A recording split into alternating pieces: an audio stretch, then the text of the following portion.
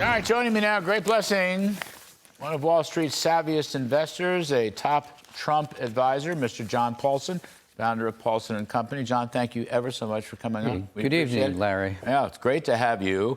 I enjoyed seeing you yesterday at the Economics Club event.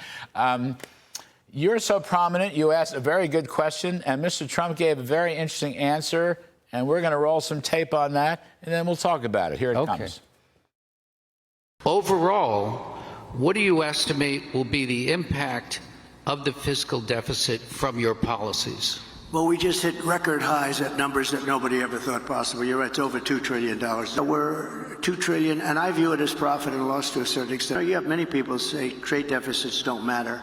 I think they matter a lot. We're going to have tremendous growth. What I'm talking about is all about growth.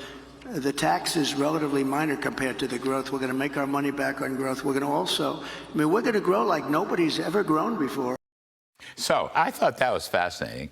And of course, it sent a tingle down my spine because I'm always saying to him, you've got to have growth, growth, growth, growth, growth. Now, insofar as your question is concerned, do you think growth alone solves the fiscal problem and or the trade deficit problem?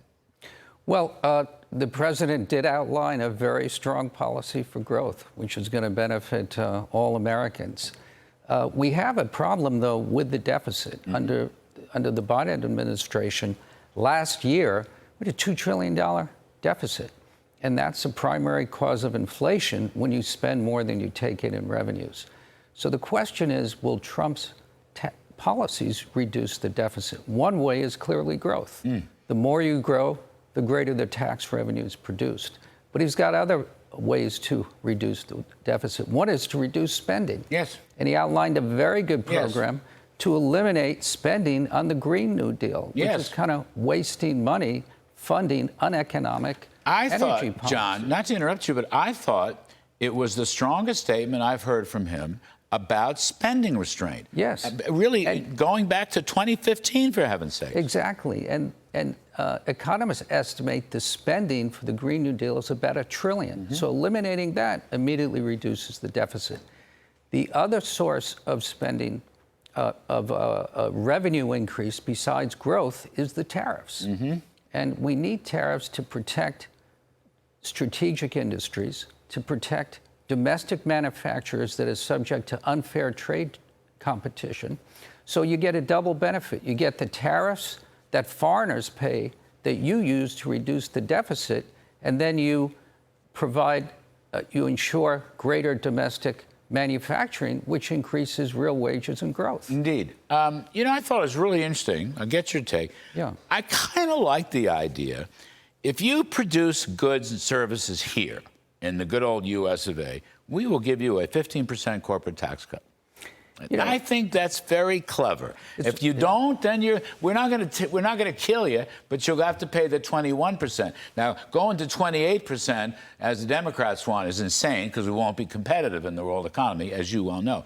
But I thought that was pretty clever, and I want to get your take on it. I think it's an excellent point, Larry, that he didn't.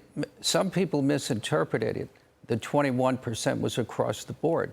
It's only for domestic producers, manufacturers, to encourage them to produce in America.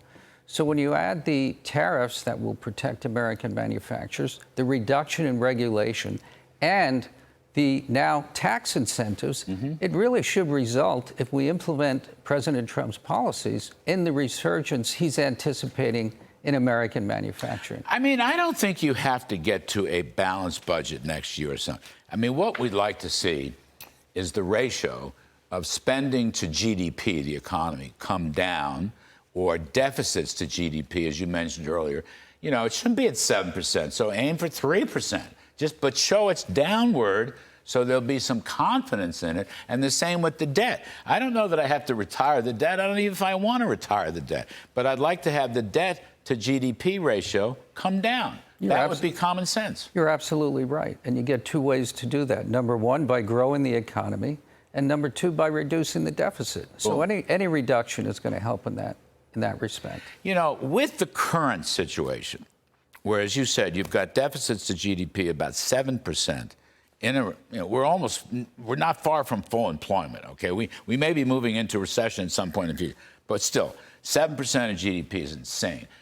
Spending 25% of GDP is insane. Okay, I want to ask you, because I know you're a great investor. The gold price, stocks are fun, but the gold price is up over $2,500 an ounce. That's a big number for gold. Does that have something to do with a lack of confidence in government or in low inflation, or just the fact that we may not be able to pay our bills unless we make a change here? I think it does. You know, we came through a very inflationary period under Biden. We had years where we had 9% inflation. Cumulatively, it's averaged more than 5% a year. So generally, the more inflation, the higher the price of gold, as gold is a protection against inflationary times. The other issue is that the fiscal deficit at $2 trillion. So the skepticism, if the Democrats remain in power, will they be able to control the deficit and to control inflation? The interest expense bill is almost $1 trillion. It's bigger than our entire defense budget. I don't know. You know more about gold than I do. I'm just saying, I look at gold, yes, inflation hedge. At some point, the dollar is world reserve currency. We better pay our bills. And I think unless there's a change in the administration, I think people are thinking, you know what, we may not be able to pay our bills. Last word. That's a good point. Well, I think, the plan that President Trump articulated will lead to more growth, higher wages, low inflation. It would be a real win for the U.S. economy. Yeah, can't happen soon enough.